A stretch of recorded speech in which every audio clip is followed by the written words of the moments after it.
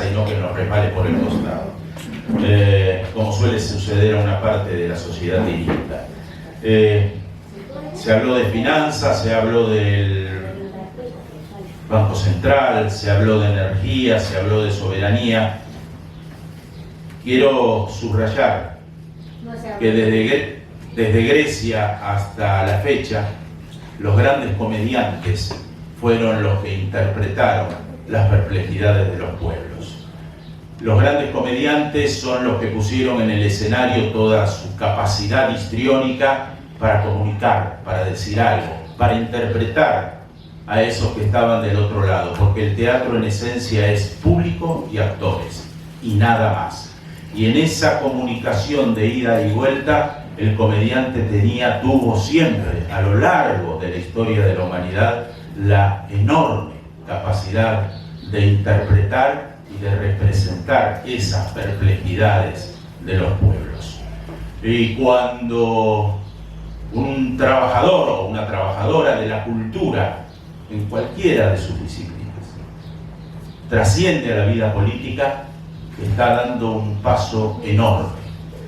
Este hombre que está a mis espaldas y que ahora le va a hablar, dio ese gran paso. Primero desde su Corrientes natal, aunque es de acá, bueno, después de la Corrientes. Bueno, se adhirió a uno de los partidos más importantes y populares, podría haber sido el peronismo, lo hizo en el radicalismo, y llegó a ser senador de la Nación.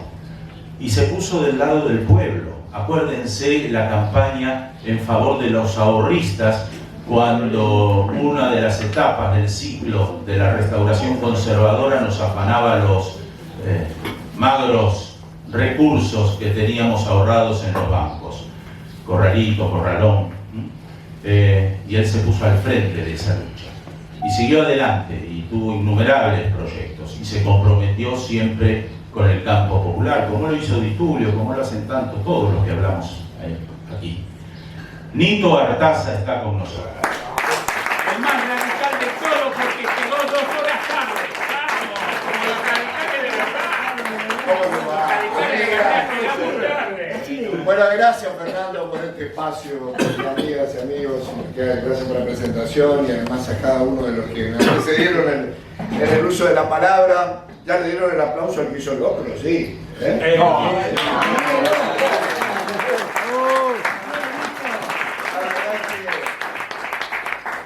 Yo como humorista, imagínate, no hay más chiste de Macri porque todo es verdad.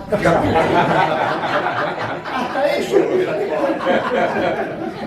Bueno, ustedes saben que a pesar de que mis abuelos en adelante hicieron política, de mi bisabuelo en adelante en mi provincia,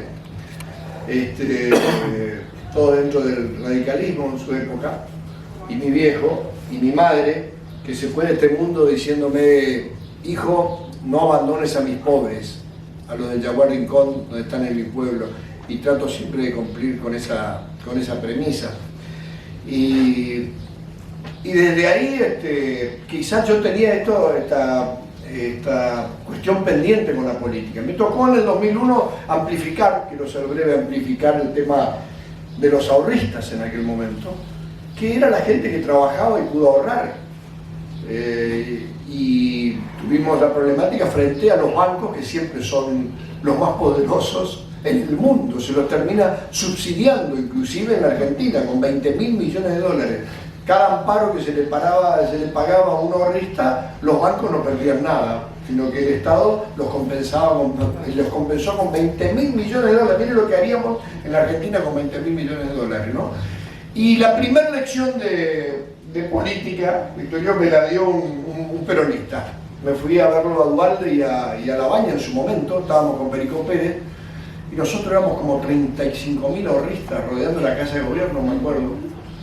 Y entonces Duhalde me dijo: acompáñenme los dos, y nos fuimos caminando hasta el balcón de Perón, así. Abrimos de este lado y en la plaza había cerca de 80.000 piqueteros. Y Duhalde me dijo: ustedes pudieron ahorrar, pero estos no comen. Y esa era la realidad en la Argentina. Y entonces hay veces que uno habla por su sector y dice nos violan los derechos constitucionales y piensa que la patria es uno. La patria más que nunca es de todos. Todos.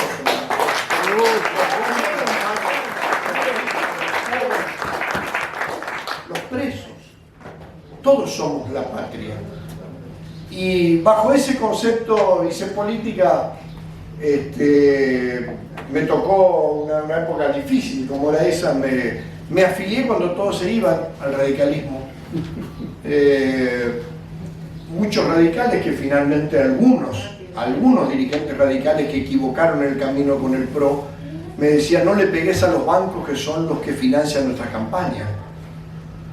Sin embargo, rescato a muchos dirigentes, pero que ya no pueden hoy, que tienen que tomar otro lugar, porque después de la convención, aquella trágica convención para el partido y para el país, de acompañar un proyecto, yo me acuerdo cuando me palpaba de Ideas Alfonsín, me decía, mire, yo lo quiero ver a usted donde está, porque un día lo veo con Bloomberg y otro día con Castel, me decía.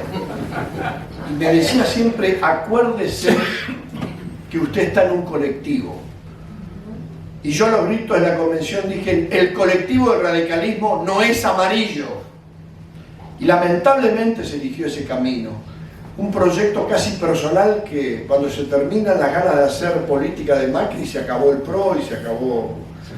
Que uno de los partidos más importantes de Latinoamérica haya acompañado este proyecto conservador en lo político y liberal en lo económico es inentendible.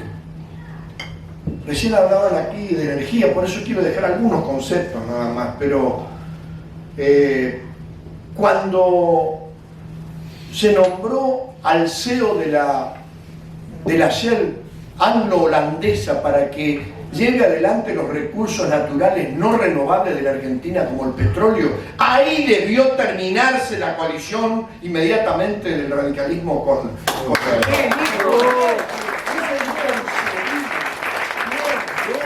acompañar la baja de jubilaciones, acompañar un acuerdo con el Fondo Monetario Internacional, seguir adelante con una posible flexibilización laboral para los trabajadores, no tener una agenda para los trabajadores, sino solamente pensar una política de deseos y dejar de lado además la política. Hacer los negocios entre amigos en los CEOs que estamos viendo, autoperdonarse deudas, hacer lo que se hace, la tragedia cotidiana de todos los días que están hablando ustedes claramente del tema, dolarizar las tarifas en beneficio de 10 tipos en perjuicio de millones de argentinos. Hacernos creer que el Estado no puede invertir bien. Por eso yo advierto que cuando cada vez que fracasa un gobierno de signo neoliberal como este, la otra vez tuve una discusión que me insultó en cámara un hombre que no está bien, pobre Miller, que yo tuve compasión porque la única pregunta que le hice es ¿cómo resuelven la desigualdad con el neoliberalismo? Y se puso como el increíble Hulk. Cada vez que fracasa un gobierno de signo neoliberal como este, aparecen los liberalotes a decirnos que el ajuste debió ser mayor todavía. Por eso tenemos que estar atentos con esto. Y quería expresarle simplemente mi concepto federal también. Cuando hablábamos de la exportación de gas, muchas veces lo he tratado, yo he sido opositor de los dos gobiernos, tanto del anterior como este, y terminé acompañando inclusive algunas votaciones al gobierno anterior, porque solamente en mi bloque se hacía oposición por oposición misma. Y les voy a contar una anécdota. Siendo ocho legisladores, apareció Ernesto Sani y nos dijo: muchachos, hay que desandar el camino progresista de UNEN, hay que tirarlo abajo porque el círculo rojo quiere que el hombre sea Macri. Esto que les cuento es fehaciente y tengo testigos. Y hablaba en su momento, como he sido opositor, hablaba con los diferentes ministros, como De Vilo, como otros ministros del Poder Ejecutivo en su momento, para lograr el gas natural en nuestra provincia, un proyecto que ahora quedó trunco. Ojalá se lo pueda hacer desde Vaca Muerta o volver con el gasoducto del Nordeste. Me da mucha bronca, como decía Tulio, cuando nos hablan que ahora la Argentina vuelve a exportar cuando tenemos 5 millones de argentinos sin gas natural en el nordeste. Chaco, Formosa, Corrientes y Misiones no tienen gas natural. Y a nosotros nos dicen que están exportando y haciendo negocios con el gas cuando no tenemos gas natural. Quiero decirles algo puntual en el cual estoy trabajando y a este espacio también los quiero, para no hacerles perder tiempo. En el año 2001, con 20.000 firmas, nosotros acudimos primero a la Comisión Interamericana de Derechos Humanos, aduciendo el artículo 75, inciso 18 de la Constitución. Artículo 75, inciso 18, que lo pueden leer, que es la cláusula llamada de la prosperidad. Que no se puede lograr esa prosperidad simplemente con esa estafa que se había producido. Y fuimos a la Oficina de Evaluación Independiente, eso es importante, del Fondo Monetario Internacional, que representa a todas las naciones. La Oficina de Evaluación Independiente le llevamos 20.000 firmas. Tenía que investigar la actuación del fondo en el sur de Asia, en el sudeste asiático, o la Argentina. Y decidieron investigar la Argentina. En el 2003, pueden ver los diarios, tapa de los diarios argentinos, dice: el Fondo Monetario, a través de la Oficina de Evaluación, reconoce su corresponsabilidad de la crisis. Es decir, que fue corresponsable. Imagínense ahora que el Fondo Monetario le prestó a la Argentina de una forma insolvente, irresponsable y solamente con el brazo político de Donald Trump, endeudó a la Argentina de la manera que lo hizo, monitoreando todas las políticas, y la Argentina sufrió en los primeros 34.000 millones un defalco y fuga de capitales. Esto va a ser presentado a través de constitucionalistas, no solo a la Comisión Interamericana de Derechos Humanos, sino también a la Corte de la Haya, a la Corte Interamericana de Derechos Humanos, para que ayuden en la negociación, que va a ser política de la deuda, pero para que ayuden en la negociación a quien se va a plantear la reestructuración de la deuda, porque eso va a ser una aspiradora de sueños de todos los argentinos. Dentro del presupuesto, cuando uno habla entre la bicicleta financiera, que gobernó este gobierno nada más que para la bicicleta financiera y para endeudarnos y para hacer negocio en los grandes deseos, 5.500 millones de pesos de intereses diarios. Eso va a ser una aspiradora de sueños para cualquier presupuesto y para cualquier proyecto. Entonces vamos a hacer una presentación con constitucionalistas, entre ellos el doctor Balcesat, para que tenga un instrumento el gobierno que viene, para que la Oficina de Evaluación Independiente investigue primero lo del Fondo Monetario Internacional y acepte por primera vez el fondo, las naciones, que no solamente tiene que hacer una reestructuración de deuda, sino que tiene que haber una quita. Tiene que haber una quita del fondo, por primera vez tiene que haber una quita, porque es no solo corresponsable, es responsabilidad de habernos endeudado y permitir la fuga de capitales. Es un defalco del cual seguramente irán presos muchos funcionarios del gobierno nacional actual, y seguramente, nadie lo dice, en el 2001 le tocó el puesto a Loser, del presidente del Fondo Monetario. Hoy a Lagarde, nadie lo dice, pero la rajaron, para decirlo así, por esto. El 70% de la deuda que prestó el fondo está acá en la Argentina. Y uno se pregunta, ¿y dónde está eso? Que tiene que ser una de las cuestiones centrales de esta campaña. ¿Dónde están los que nos lo prestaron? Si no avanzamos sobre eso, si no avanzamos sobre las decisiones de las grandes corporaciones, Macri gobernó como esperábamos, para las grandes corporaciones, para él, para sus amigos y para lo más grave todavía, para responder geopolíticamente a Donald Trump, digamos, al imperialismo de América. Yo soy radical y defiendo eso así. Parecemos a veces un poco antiguos cuando decimos el imperialismo y parece un discurso contra el fondo, te dicen sos antiguo. Sí, sos antiguo, esta es la realidad de lo que nos está pasando. O gobernamos para la gente o se gobierna para las grandes corporaciones. Sabíamos que Macri lo iba a hacer, encima lo hizo de forma ineficiente y grosera. No quiero volver a insistir sobre mis correligionarios, que fue un error grave, pero yo lo tomo como un accidente que un partido nacional y popular como el radicalismo y algunos también del justicialismo hayan acompañado este proyecto con todo respeto, pero nunca mejor dicho, cipayo que llevaron adelante en la Argentina.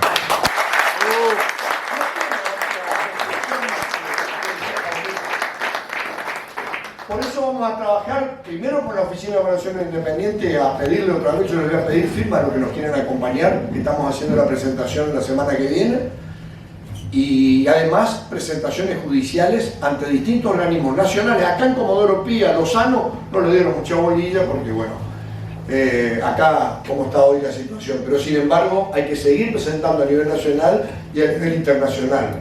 Y desde el punto de vista político, yo creo que dentro de poco va a salir el sol, ¿no? Estamos viendo... Lo primero es terminar esta etapa oscura de la Argentina, de este gobierno que llevó una tragedia social de los argentinos.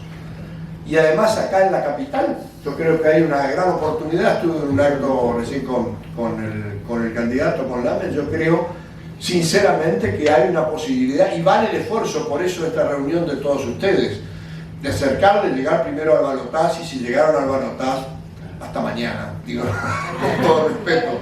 Me parece que hay una gran oportunidad, como decía acá el amigo representante de los comuneros también, de una participación de la ciudadanía y no hacernos creer con tanto marketing como han tenido, convencer además a la clase media. Yo creo que hoy lo más urgente es gobernar, por lo menos en política, para los pobres y la sufrida clase media. Los ricos ya lo tienen todo resuelto. ¿Para qué miércoles hacemos política si no podemos lograr la movilidad social? ¿Para qué hacemos política? Yo lo digo con dolor. Mire, yo nací acá. Mis padres me vinieron a tener acá porque pensaba mi mamá que era un fibroma, pero era yo, porque era muy grande. Fui el último esfuerzo de mi viejo, el correntino llegó ahí justo. Y me vinieron a tener acá y después de mi bisabuelo en adelante son todos correntinos. Pero vengo de una provincia con mucho dolor que no tenemos industrialización, no tenemos gas natural y tenemos el 50% de los ciudadanos en la pobreza, donde no tenemos desarrollo pese a nuestra gran cantidad de 560.000 hectáreas de madera, ganadería, tener ríos, tener energía como tenemos con Yacyretá, parte de Salto Grande, pero es nuestro gran desafío. Simplemente saludarlos, decirles que yo tengo un compromiso con la política, si bien lo tengo con mi provincia, he comenzado a hacer política acá en la capital hace mucho tiempo. He perdido varias internas, algunas gané, por eso Alfonsín me dijo, usted debe ser radical nomás porque ya se quedó. Ahora, también le digo con dolor que he tenido que transitar otros caminos, como el Frente Renovador, cuando mi partido tomó, cuando nos preguntan a los radicales, ¿ustedes dónde están? Nosotros estamos donde siempre. Donde hay un humilde estamos para ayudar, donde hay que denunciar corrupción, donde hay que hablar de la escuela pública, donde hay que hablar de la salud pública, donde hay que hablar de un proyecto nacional.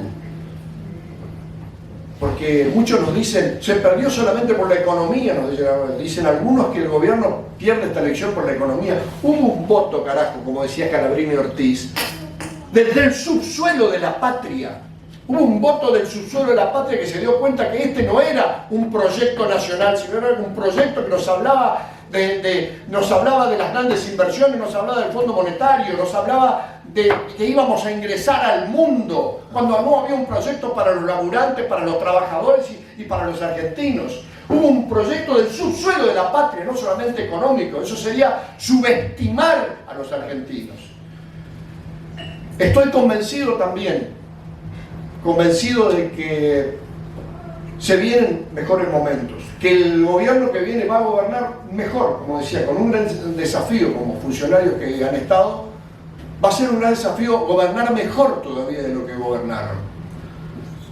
Yo creo que por experiencia, por inteligencia y por necesidad, porque los argentinos no tenemos margen, no hay un gran margen. Va a ser un gran esfuerzo, pero lo que tienen que saber es que hay un camino que nos lleva hacia las grandes mayorías, a mejorar la calidad de vida de las grandes mayorías, a tener un proyecto nacional al menos, y no tener un proyecto supervisado por el Fondo Monetario Internacional todos los días. No sé si recordarán, antes de las elecciones vino un funcionario del Fondo Monetario a decirle a Macri cuándo hacían la reforma tributaria y la flexibilización laboral, 4 días antes de las elecciones.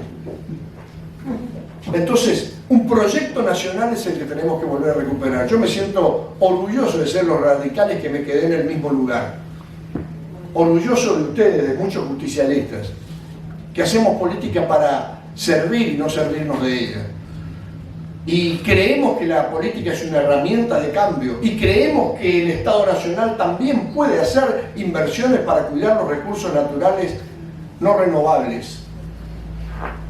A mí me da dolor pensar que los radicales a través de Mosconi creamos YPF y que en este gobierno la manejó el CEO de la CEL.